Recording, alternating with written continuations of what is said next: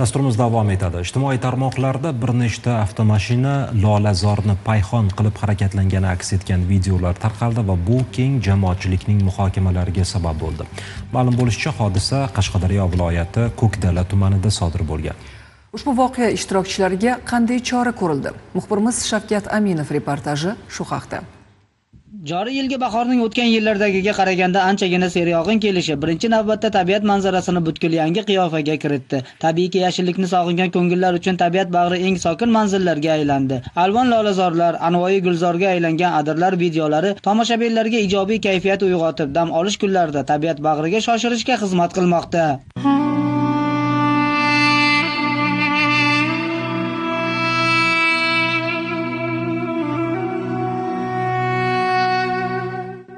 Ana shunday go'zallikka nisbatan bunday munosabat tabiiyki haqli e'tirozlarni keltirib chiqaradi. Shunday ham bo'ldi. Qashqadaryo viloyatining Ko'kdala tumani adirlariga dam olishga chiqqan yigitlarning bu beo'xshov qiliqlari shubhasiz jamoatchilikka xush kelmadi. Biz o'zimiz video ko'ramiz, biz shunday qilamiz, jiyanlar bir video olgan. O'z bunday bor to'xtadik, keyin quyosh bu yoqdan uchun bu yoqqa bunday aylantirib qo'yib, rasmga tushamiz dedik. Aylantirgandan keyin bular ham shunday aylantirib, keyin o'sha bu yoqqa qarab qo'ydik. Shunday tabiatga ziyon yetkazganimiz uchun, xalqimiz noroziligini keltirib chiqarganimiz uchun bu holat endi qaytarilmaydi. Olib borilgan surishtiruv ishlari natijasida tabiat kushandalari topilib, avtomashinalar jarima maydoniga qo'yildi. Mazkur holat yuzasidan viloyat ichki ishlar boshqarmasi hamda ekologiya, atrof muhitni muhofaza qilish va iqlim o'zgarishi boshqarmasi xodimlari tomonidan surishtiruv ishlari boshlandi. Yakunda qonuniy qaror qabul qilinib, jazo muqarrarligi ta'minlanadi.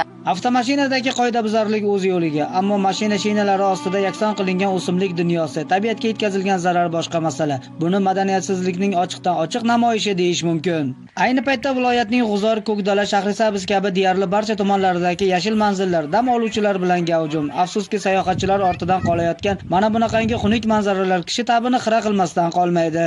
Ayniqsa tabiiy holda keng tarqalgan o'simliklarni payhon qilish holatlari hamda chiqindilarni belgilanmagan joylarga taylab ketish holatlari kuzatilyapti. Bu holat bo'yicha fuqarolar o'rtasida borib targ'ibot tashviqot ishlarini olib boryapmiz.